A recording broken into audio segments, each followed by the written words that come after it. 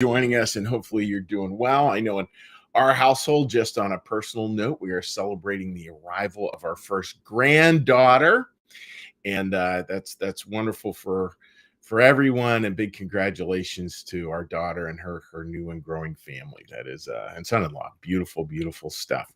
So, folks, with that, I want to go ahead and get started.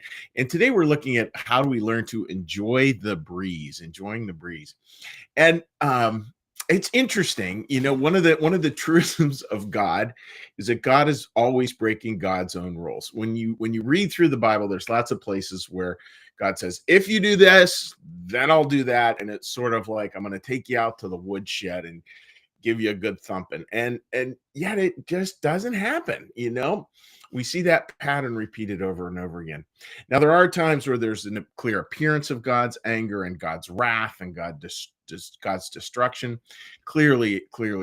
And from a Christian New Church perspective, we regard those as appearances, not as the way God really is, but how God can sometimes feel like to us, even though it's never the nature of God and never the action of God either to be destructive. So with that, we're going to take a look at, again, God's reaction here to Adam and Eve having this piece of fruit, enjoying it from the tree of the knowledge of good and evil. And it's kind of funny. So the background to this story, folks, is the command have been, there's this one tree and you may not eat of it, this tree of the knowledge of good and evil. And the day you eat of it you will die. You'll die on that day. So big surprise, being human beings, they eat of it. And what happens is all of a sudden they have this realization, like, oh my goodness, we're naked. In other words, we're at fault too. They sort of a loss of innocence, a loss of this side, this view of themselves, and they realize how blemished they are. And it's a fascinating one. And then along comes God. Now, folks, this is where the Bible, again, where we just have to smile. We just have to smile. Because you would think, here God had said, here's this tree. You eat this tree, you're going to die. They eat, and it's how should he enter the room, so to speak, given that command? Well, it's pretty obvious he should be coming in all kinds of wrath and fury and storm, but that is not what happens. And this is where we read this is from Genesis 3 verse 8.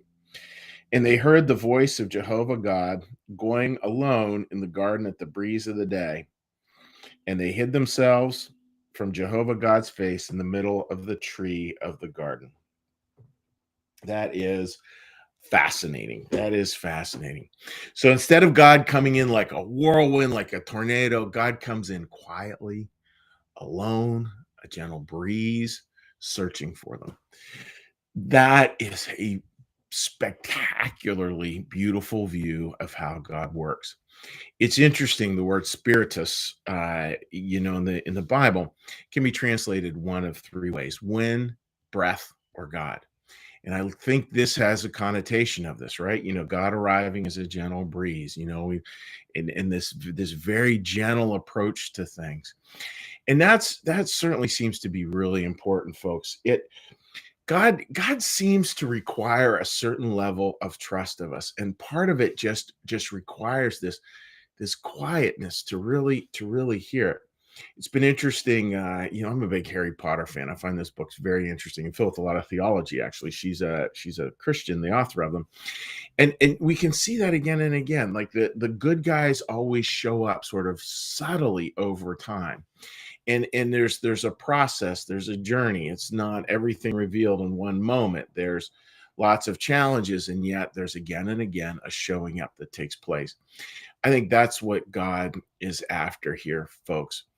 It's interesting how we can twist faith, and I was doing a little reading for this morning, and this one author had a beautiful phrase. Carey Nieuwhof had a beautiful phrase where he said, "Problem is, religion can twist into these cruel certitudes." I like that phrase, cruel certitudes, because it can. Like I see faith where it's much more about, look, I told you, if you ate of this tree, you're going to die. And so we get a God sort of that's out to kind of kick butt and take names. And then the reality of God showing up is a gentle breeze. It's not those cruel certitudes. It's a very gentle God who's who's asking for trust, who, of course, we're asked to follow. And of course, there's repercussions when we don't. But it's not the punitive God that we tend to hold in our mind. It's not that at all. It's much gentler, much more a God sort of informed by the wisdom of tenderness. It's really hard to remember. I know even just yesterday, just thinking it's really, for me personally, it's really hard to remember. That's how God works in a much quieter, subtler way than my ego would certainly demand. So, folks, with the thought today is it's a pretty obvious takeaway. Just for the day. And again, this story is going to have a lot of twists and turns, as they all do. We're only at the beginning of the Bible. At this point in time, but just folks, find a way to maybe just enjoy the breeze a little bit, and just try to hear God in that place. And if you're having sort of a propensity to wait for God to sort of show up and, again, kick butt and take names, really think God's probably going to show up a lot gentler than that. And he's probably going to show up with a very cool, gentle breeze, and just alone in the garden, just that gentle spirit, like coming in. This one line I like, our job is to have how did Emanuel Swedenborg said it? He said to alertness to what is inside us, and that's our task for today. Just alertness to what's inside you, and know that a lot of the time that inside stuff will speak to you in very, very subtle ways, but that are very powerful, and it always speaks to God's grace and God's love.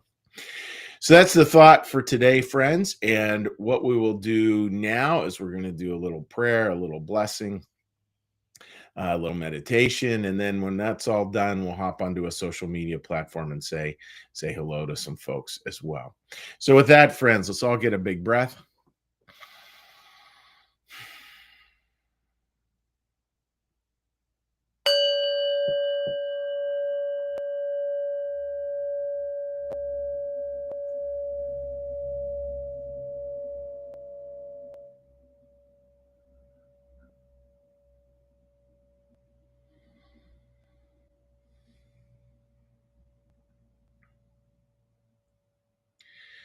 Be still and know that I am God.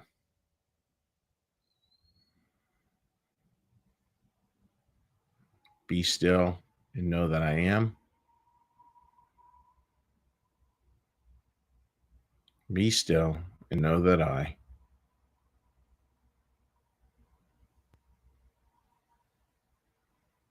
Be still and know.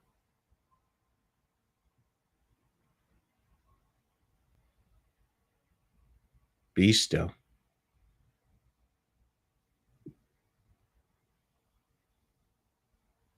Be.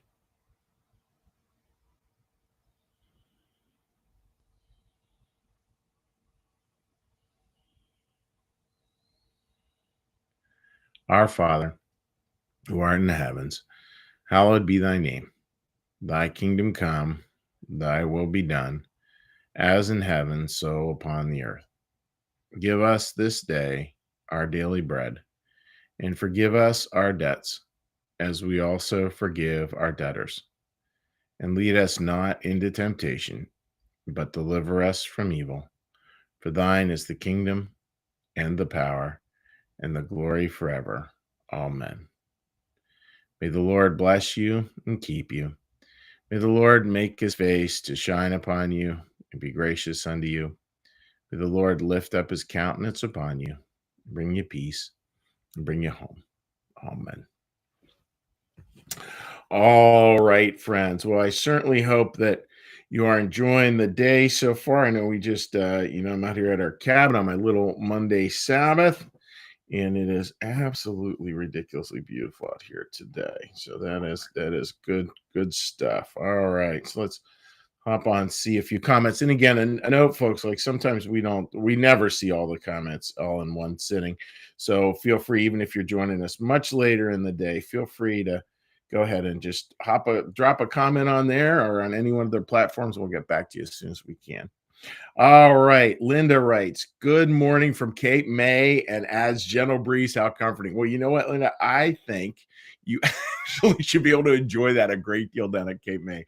Cape May, folks, is down in New Jersey, sort of the the southern tip there of New Jersey, and is a beautiful, beautiful place for any of you not familiar with it.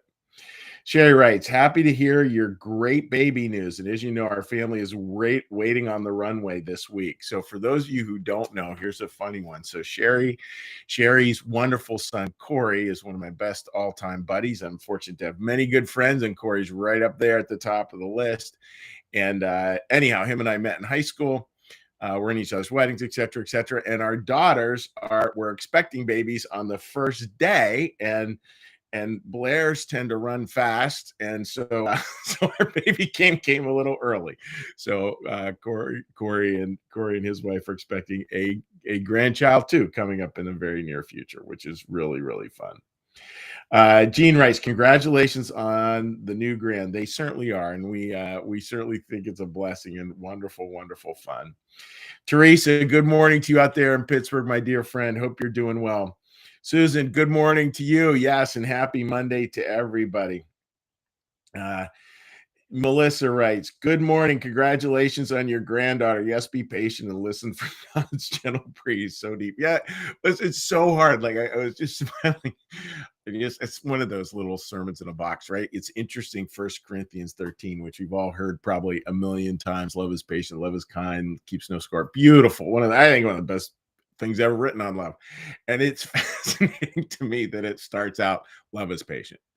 So like right off the bat, there's the definition of love is patience. And I think God kind of is doing the same thing with us, just asking us for sort of this deep patience and trust that is so, so, so important. So thank you for writing that comment there, Melissa.